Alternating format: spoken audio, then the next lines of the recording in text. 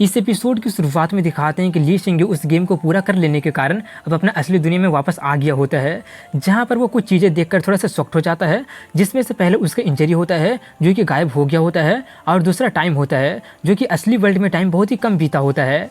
हैरान होने के बाद वो जल्दी से अपना पापा का मोबाइल निकाल कर देखता है, जिसमें लिखा होता है कि पॉइंट भेज दिया गया है, अपना अकाउंट को चेक करे। ये देखकर वो जल्दी से अपना अकाउंट चेक करता है, जो कि उसका नहीं बल्कि उसका पापा का यानी कि ली बिंग वान को दिखा रहा होता है, जिसमें उसका यानी कि प्लेयर का ब्लड लाइन, कौन सा टाइटल ओन करता है, फिजिकल एट्रीब्यूट क्या क्या है, पॉइंट, अकाउंट बैलेंस, सब कुछ के बगल में क्वेश्चन मार्क दिखा रहा होता है। अपना पापा का नाम देखकर वो थोड़ा सा शॉक्ड हो गया होता है, लेकिन तभी कुछ ही सेकंड के बाद में वो अपडेट होकर ली शिंगवान का स्टेटस दिखाने लगा होता है, जिसमें प्लेयर के लेवल में जूनियर इन्वेस्टिगेटर लिखा आ रहा होता है और ब्रैकेट में इनहेरिटेंस लिखा होता है। प्लेयर टैलेंट ब्लड लाइन कुछ नहीं होता है, लेकिन इसके बगल में इनहेरिटेंस पेंडिंग दिखा रहा होता है, और टाइटल ओन्ड में भी कुछ नहीं लिखा होता है, लेकिन इसमें इनहेरिटेंस प्रोग्रेस लिखा आ रहा होता है।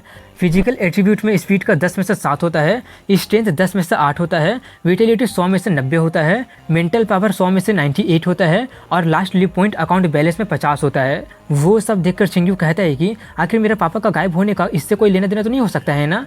ये सब वो कह ही रहा होता है कि तभी प्लेयर न्यू उसे फ्रेंड रिक्वेस्ट भेज देती है। वो जैसे ही उसका रिक्वेस्ट को एक्सेप्ट करता है, न्यू उससे मैसेज करके पूछती है तुम्हारे इंजरी अब ठीक तो है ना। वो मैसेज देखकर शिंग्यू समझ जाता है कि ये कोई न्यूबी तो नहीं है और जानबूझकर मुझे अप्रोच की थी। ये सोचकर वो उससे पूछता तुम ये कैसे डिटरमाइन की थी कि मैं एक अच्छा बंदा हूँ। वो मैसेज करके उससे कहती है मैं गेस की थी।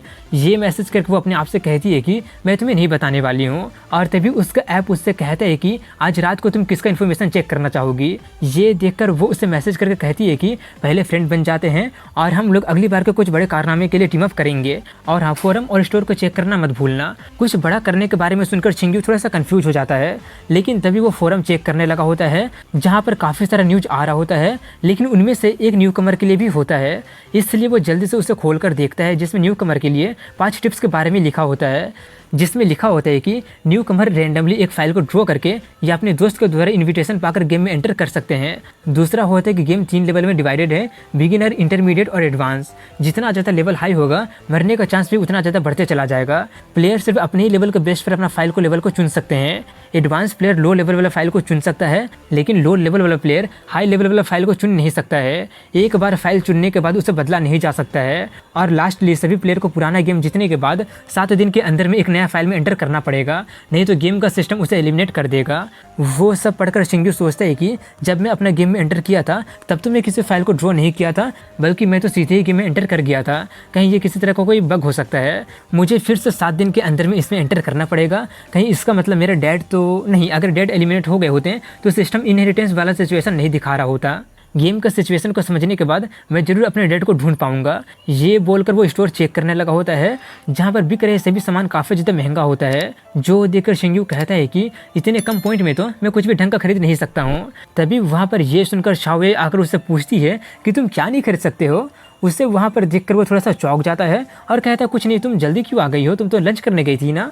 वो कहती है कि मैं अंकल चेन के लिए सिगरेट लेने गई थी, वैसे तुम कुछ देर पहले नज़र नहीं आ रहे थे, ऐसा लगा जैसे कि तुम गायब होकर आ गए हो। वो सुनकर शिंग्यू थोड़ा सा नर्वस हो जाता है, लेकिन जल्दी से अपना बाथरूम का बहाना बनाकर बात को ख़त्म कर देता है। बाथरूम वाली बात सुनकर वो थोड़ी सी शर्मा जाती है और वहाँ से चली जाती है। इसके बाद अगले सीन में सिटी सेंटर के डिस्ट्रिक्ट 1 को दिखाते हैं, जहाँ पर एक लड़की को दिखाते हैं जो कहती है कि ली बिंग वान का अकाउंट एक्टिवेट हो गया है, जल्दी से जाकर उसे ढूंढना शुरू कर दो। ये सुनकर उसके काफ़ी सारे लोग उसका ये काम करने जाने लगते हैं, यानी कि उसका डैड को ढूंढने के लिए जाने लगे होते हैं। इसके अगले दिन का सीन दिखाया जाता है, जहाँ पर शिंग्यू बाहर जाकर खाने के लिए कुछ पैनकेक खरीद रहा होता है। तभी वहाँ से जा रहे आर्मी को देखकर वो दुकानदार से पूछता है कि डिस्ट्रिक्ट 1 के लोग डिस्ट्रिक्ट 13 में क्या कर रहे हैं। इसके जवाब में वो कहता है सिर्फ डिस्ट्रिक्ट 1 वाले ही नहीं, बल्कि 1 और 12 वाले भी यहाँ पर आते हुए मैंने देखा है। जब से हमारे डिस्ट्रिक्ट का लीडर गायब हुआ है हम लोग नेग्लेक्ट स्टेट में चले गए हैं, अब किससे पता क्या होने वाला है। तभी रेडियो में ये न्यूज़ बताया जाता है कि डिस्ट्रिक्ट 13 को डेवलप करने के लिए सभी डिस्ट्रिक्ट के लीडर इन्वेस्ट करने के लिए कह रहे हैं। वो सुनकर शिंग्यू पूछता आखिर यहाँ पर ऐसा भी क्या चीज़ है जो वो लोग यहाँ पर इन्वेस्ट करने के लिए कह रहे हैं। ये सुनकर दुकानदार उसे पूरा सिचुएशन बताना शुरू करता है कि डिस्ट्रिक्ट 11 सभी साइंटिफिक और टेक्नोलॉजिकल मैटर को हैंडल करता है, डिस्ट्रिक्ट 3, 6 और 10 इकोनॉमिकल लाइफलाइन को कंट्रोल करता है, और 5 और 8 इंस्पेक्शन और पनिशमेंट को देखता है, डिस्ट्रिक्ट 2 और 4 मिनरल रिसोर्सेज को कंट्रोल करता है, डिस्ट्रिक्ट 9 और 12 सेक्रेट जगह है, और इन सभी जगह को डिस्ट्रिक्ट 1 का लीडर ही कंट्रोल करता है। हमारे डिस्ट्रिक्ट 13 के पास कोई भी डिस्टिंक्ट कैरेक्टरिस्टिक नहीं है, अगर तुम इस पर इंसिस्ट करते भी हो तो केओस क्रिएट हो जाएगा। उसकी सभी बातें सुनकर शिंग्यू उससे पूछता है और डिस्ट्रिक्ट 7 के बारे में क्या है। वो बताते हैं कि डिस्ट्रिक्ट 7 बहुत पहले ही डिस्ट्रिक्ट 1 के साथ मैच हो गया है। शिंग्यू वो सब जानकर और अपना प्लान करके लेकर वहाँ से जाने लगा होता है, लेकिन तभी उसके एक दोस्त को उससे कॉल करके कहता है तुम कहाँ पर हो, कैंपस जॉब फेयर के लिए लेट मत हो जाना। वो कहता है मैं लेट नहीं होऊंगा। ये बोलकर वो अपने कैंपस चला जाता है, जहाँ पर जाकर कहता है कि विश्वास नहीं हो रहा है कि यहाँ पर इतने सारे कंपनी रिक्रूट करने के लिए आ रहे हैं। ये बोलकर वो अपने दोस्त के पास जाकर पूछता है कि आखिर जॉब फेयर इतना ज़्यादा लाइवली क्यों हो रहा है। इसका जवाब में उसका दोस्त कहता है क्या तुम्हें पता नहीं है कि यहाँ तक कि लिटिल बुल ग्रुप भी इस बार डिस्ट्रिक्ट 9 से यहाँ पर रिक्रूट करने के लिए आया हुआ है। शिंग्यू कहता है वो तो सिर्फ एक बहुत ही बड़ा कंपनी है, लेकिन फिर भी उसे इतना ज़्यादा ग्रैंड क्यों बनाया जा रहा है। उसका दोस्त उसे समझाते हुए कहता है वो सिर्फ एक बहुत ही बड़ा कंपनी नहीं है, बल्कि वो कंपनी डिस्ट्रिक्ट 9 के लीडर से कनेक्टेड है। वहाँ पर जाने का मतलब है सक्सेस हाथ लग जाना, लेकिन उसका रिक्वायरमेंट काफ़ी ज़्यादा स्ट्रिक्ट है। अब काफ़ी देर हो गया है, लेकिन कोई भी इंटरव्यू को पास नहीं कर पाया है। वो लोग अपने आप में बातें कर ही रहे होते हैं कि तभी वहाँ पर एक थोड़ा सा अमीर बंदा उनका मजाक उड़ाते हुए आते हुए कहता है क्योंकि तुम सभी लोग यूजलेस हो, इसलिए तुम लोग अभी तक सिलेक्ट नहीं हो पाए हो। मुझे तो इंटरव्यू क्वालिफिकेशन काफ़ी जल्दी मिल गया है और सिर्फ तुम ही लोग हो जो लोग अभी तक कट नहीं लगा पा रहे हो, और मुझे नहीं लगता कि तुम्हारे जैसे डिलीवरी करने वाला का कोई चांस भी है। वो सब सुनकर उसका दोस्त उस पर चिल्लाने लगा होता है कि आखिर तुम ऐसा क्यों हो, ली शिंग्यू एक टॉप प्रोफेशनल है। ये सुनकर वो बंदा अपना लेटर दिखाते हुए कहता तो क्या हो गया, तुम्हारा बैकग्राउंड के साथ तुम लोग सिर्फ हमारे स्टॉपिंग स्टोन ही बनने के लिए काबिल हो। उसका दोस्त कहता है इसमें इतना प्राउड होने वाली क्या बात है, सभी को पता है कि ये लेटर तुम अपने अंकल का कनेक्शन के थ्रू लिए हो। वो काफ़ी ज़्यादा एरोगेंट होकर कहता तो क्या हो गया, अगर तुम्हारे पास एबिलिटी है तो तुम भी ये करके दिखा दो। तभी वहाँ पर मैनेजर झाओ आकर उन लोगों से कहता आर्ग्यू करना बंद करो। उससे देखकर वो बंदा और ज़्यादा एरोगेंट होकर चिल्लाने लगा होता है कि शिंग्यू सिर्फ यहाँ पर परेशानी खड़ा नहीं कर रहा है, बल्कि वो आपका ग्रुप का बदनाम भी कर रहा है। शिंग्यू को देखकर मैनेजर झाओ थोड़ा सा चौंक जाता है और उससे पूछने लगा होता है कि क्या भी मिस्टर ली शिंग्यू है, क्या आप लिटिल बुल ग्रुप को ज्वाइन करने में इंटरेस्टेड है। ये सुनकर सभी लोग काफ़ी ज़्यादा हैरान हो जाते हैं, लेकिन तभी वो बंदा चिल्लाने लगा होता है कि आखिर उसका जैसे लोअर क्लास का लिटिल बुल ग्रुप में कैसे फिट हो सकता है। ये सुनकर मैनेजर उससे पूछता है अगर ऐसा बात है तो तुम बताओ कि तुम क्या सजेस्ट करते हो। वो कहता है उसे ब्लैकलिस्ट कर देना चाहिए और कभी भी हायर नहीं करना चाहिए। उसका सजेशन सुनकर मैनेजर उससे कहता है तुम बिल्कुल सही बोल रहे हो, उसका जैसे परेशानी खड़ा करने वाले को ब्लैकलिस्ट कर देना चाहिए। ये बोलकर वो उसी को ब्लैकलिस्ट करके उसका इंटरव्यू क्वालिफिकेशन को कैंसिल करने के लिए कहता है। ये सुनकर वो काफ़ी ज़्यादा हैरानी के मारे नीचे ही गिर जाता है और वो उसे समझाने की कोशिश करने लगता है, लेकिन उसका कोई फ़ायदा नहीं होता है क्योंकि वो लोग उसे लेकर चले जाते हैं। उसे भेजने के बाद मैनेजर उससे माफ़ी मांगते हुए उसे इंटरव्यू लेटर देने लगा होता है। वो सब देखकर उसका सभी क्लासमेट उसी के बारे में बातें करने लगे होते हैं। वहीं पर शिंग्यू उसे डिनाई करने जाता है, लेकिन मैनेजर उससे पहले ही कहता है कि मना करने से पहले थोड़ा सा सोचकर जवाब दीजिएगा। ये बोलकर वो वहाँ से चला जाता है। उससे जाता देखकर शिंग्यू सोचता है कि आखिर बुल ग्रुप का चेयरमैन इतना ज़्यादा जाना पहचाना क्यों लग रहा है। ये सोचकर वो उसके बारे में पता करने लगता है, लेकिन तभी उसे न्यू मैसेज करके कहती है जल्दी आओ, ये अर्जेंट है।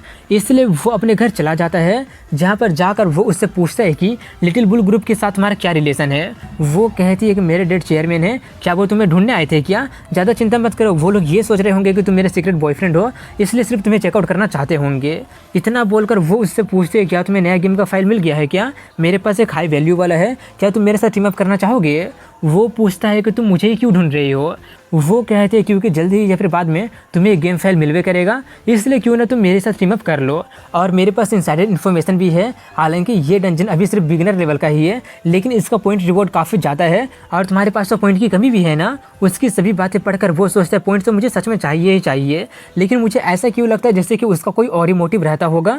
ये सोचकर वो उसे ज्वाइन करने के लिए मान जाता है, इसलिए वो उसे फाइल भेज देती है जिसका इन्फॉर्मेशन को वो देखने लगता है, जिसमें लिखा होता है कि archive file number 7788 extreme survival 6+5 है, बिगिनर लेवल का है, डेथ रेट 65% है और 2 नवंबर 4 बजे शुरू हो जाएगा। इतना बताकर सभी प्लेयर का नाम लिखा आ जाता है।